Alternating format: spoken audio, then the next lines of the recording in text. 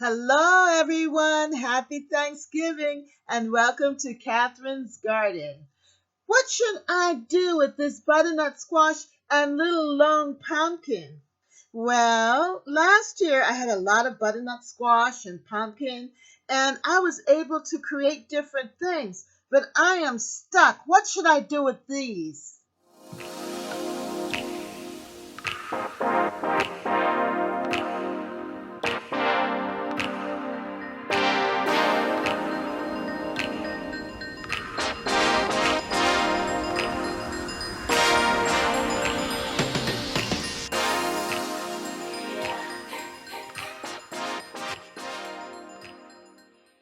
The month of November is coming to a close, and we're starting to get a handle on the garden cleanup. The garden's looking pretty good, and we're just moving the leaves to the beds so that they can protect the perennials and keep everything warm and snug for the winter.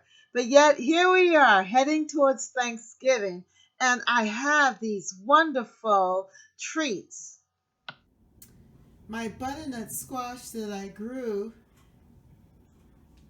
is about 1 foot long, and it is going to become part of our Thanksgiving.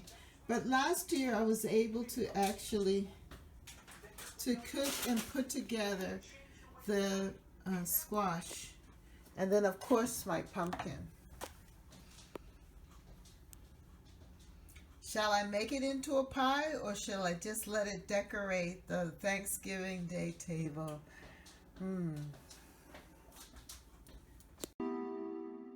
This is my third year in planting butternut squash in the garden. This year I didn't plant as many squash as I did last year. Last year I went crazy and I planted butternut squash and pumpkins all over the garden, and they just trailed all over the grass and just had a good old time in my garden.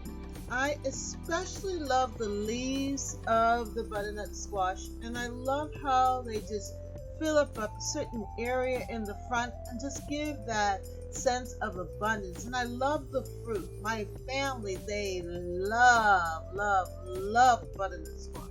And then of course the flowers, the beautiful bright yellow flowers, it just fills the place. Now look at this. This squash has found itself in the wall.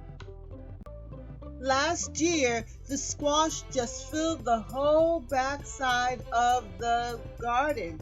And then it was even traveling up on the wall in the front like it's doing this year. And last year, my bowls were overflowing with squash. I had butternut squash and pumpkins, and I just started to just give them away. This beautiful morning of September, a brand new month, hallelujah, I have been harvesting a lot of these butternut squash, and I have quite a few here. I've been giving them away, but this is what I harvested on yesterday. 8 beautiful squash. And then I still have these here.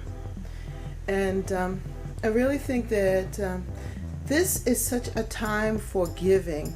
This is such a time for spreading the goodness to others so that they can be blessed as well.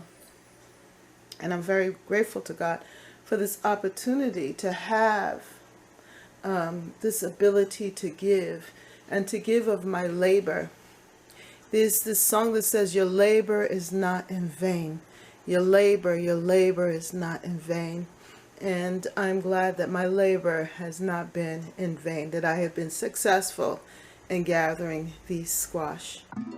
So far for this year, 2019, we harvested 4 squash, and they have been very tasty. I've also harvested some of these acorn squash too.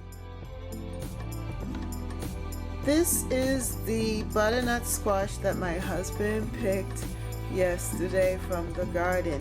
So I just wanted you to see what it looks like. And these are the tomatoes that I also harvested from the vegetable patch. This butternut squash, let me hold it up for you. It's huge. It was growing over there by the front garden, you know, where I was showing you all of those beautiful big leaves.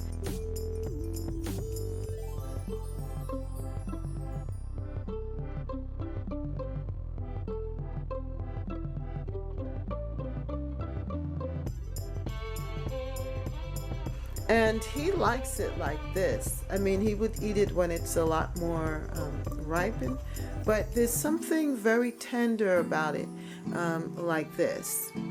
And he's excited to put it in his food with his stew and fish, and we're going to be enjoying this for a couple of days.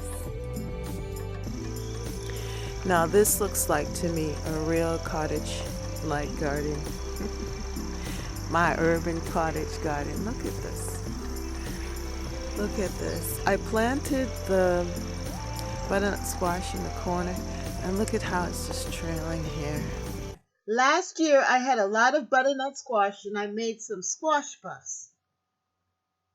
Butternut squash, and put it in the oven and roast them and see what happens next. And I am very excited about this process. I'm going to roast them in the oven on 400 and then enjoy them. Well, here is my roasted butternut squash. Yes, I have finished it, and here it is. Wow, it looks pretty good to me. It almost reminds me of potatoes, you know, when we roast or fried potatoes. That's what it reminds me of. But it's with squash instead. I think it came out pretty good. I'm going to taste it. Yes, I am. And eat it and share it with my family.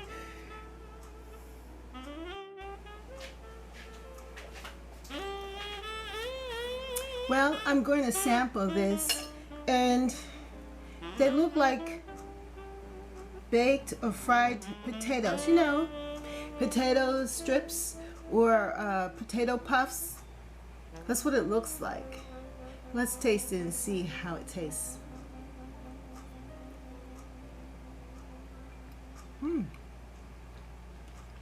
It tastes like potato.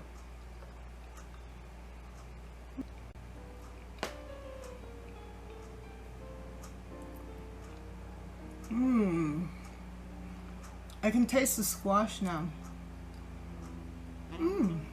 This tastes really fresh. I like this. I might end up eating it all by myself. Came out very good. A little crispy, but a little soft and tender in the middle. I like that.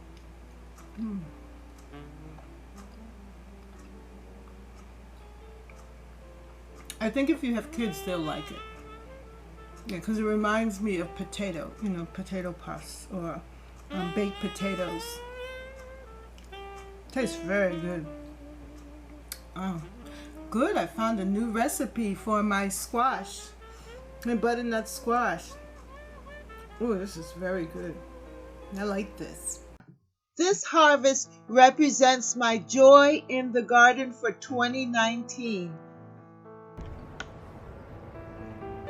As I take a walk around the garden and I look and I see how it is right now, I still remember about the squash and how it just trailed throughout the garden. But then I look at the beauty of the garden now for November, and I am grateful, I am thankful for all of the wonderful things that happened. And especially when I go back and I look at some of the older videos and I see where the squash trailed up on that shrub and then moved through the garden down the garden border, I was just thankful. I'm just so thankful for all of the goodness that came from my garden. And even just looking at it now, looking at the cedar, and the beauty that it provides. But also, the garden is also feeding the birds and feeding um, the squirrels and the different animals that are looking and scavenging for food. It's just a beautiful thing. Look at this. I remember the bee balm that was here, but look at the beauty of the bee balm now. The architectural design. It's so beautiful. At least I think so. I really truly love my urban cottage garden. And I think that it is a place to celebrate, just a place to be thankful that I'm able to tend it, to care for it, to watch it go through the different seasons of spring, summer, fall, and now we're heading into winter.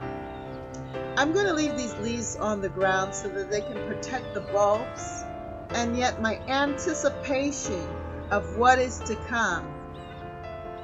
I'm just thankful that the little angel is there looking over my garden. It's something to be excited about. And then, next year I'm going to make sure that I plant more butternut squash so that it can just travel all the way through the garden. And that next year I'm going to have that abundance that I had in 2018 again. But yes, I am grateful. I am thankful for every single branch, every single leaf, every single blade of grass. Yes, in my garden, Catherine's garden, my urban cottage garden. Amen.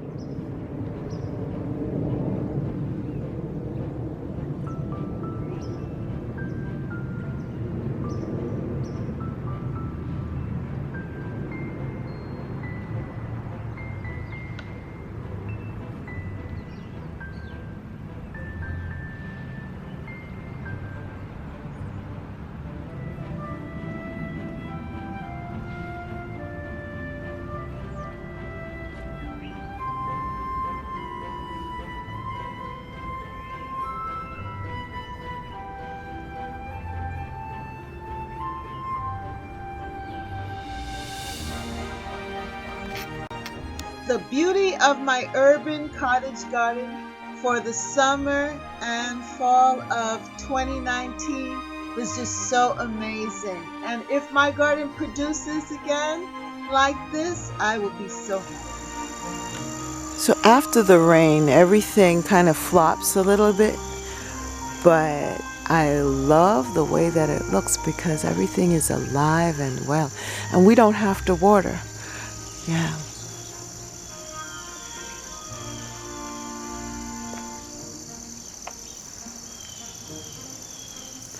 Look at this. It's starting to give shoots.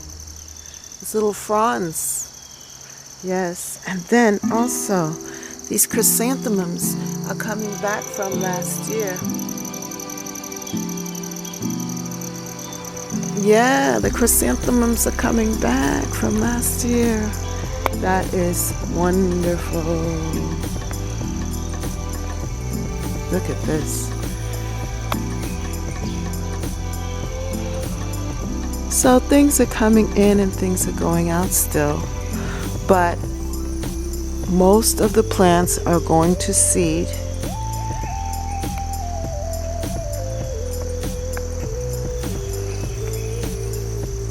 Let's check on this okra.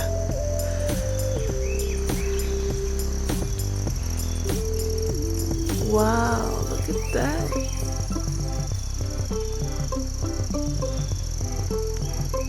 I really have to start earlier with the okra.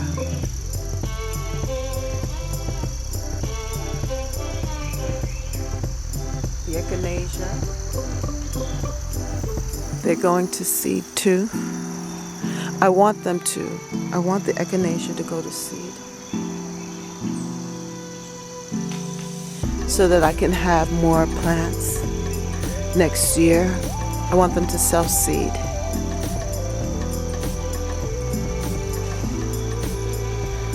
I want everything to self-seed, and then I'll have the choice of whether I want to pull them up or not.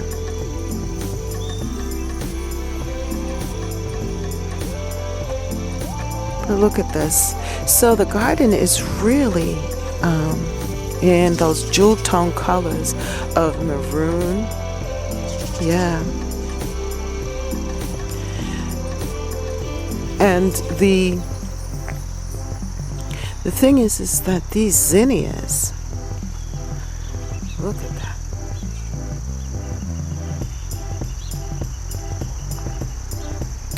The zinnias emphasize this jewel tone appearance. Check out these beautiful zinnias. They are the stars. They are the stars of the garden right now. Look at that. This front garden. This is my cottage garden feel.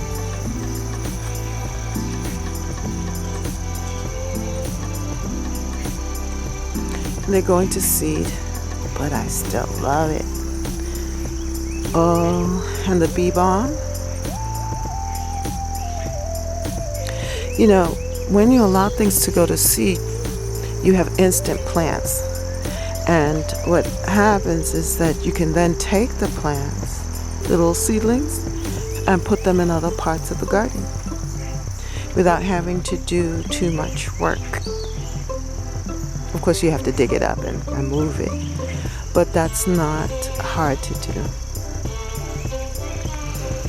And it's for free. Let me see if I can find my, oh, I still see my cantaloupe in there. But look at this. What an amazing situation here.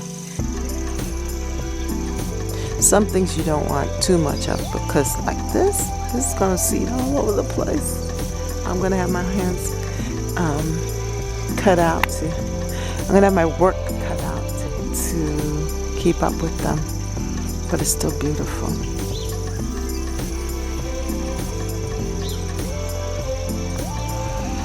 And soon I will have to harvest these squash, the butternuts. And there's a huge one in there. I'm sure there are quite a few. But I love this. Look at the deep colors of the hydrangea with the purple perilla. You can really see it there. And even here.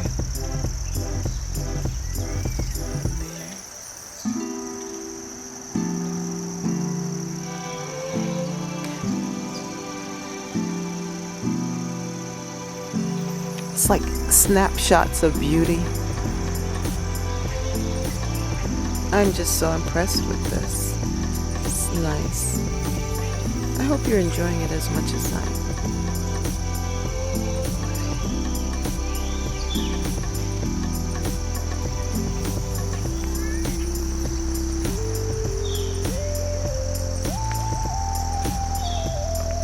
Let's go in here a little bit and see what we have. This is like zinnia joy. I know I don't have a lot, but what I do have is just so beautiful.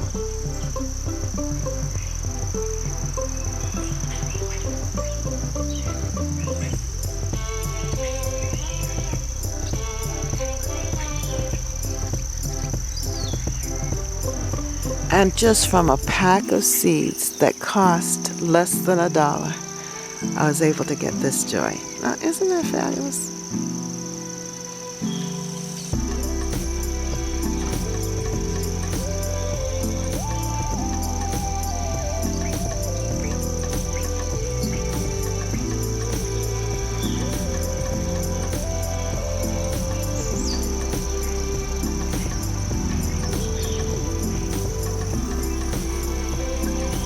This is my basil. It's overgrown and going to seed. It's still so pretty. And also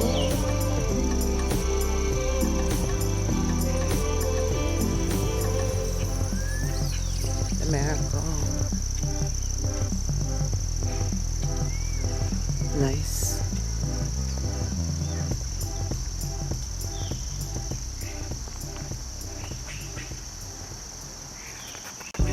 Don't forget to subscribe and like, and also hit the notification button for more. Remember that you are a beautiful garden, so shine. Have a great day. Bye.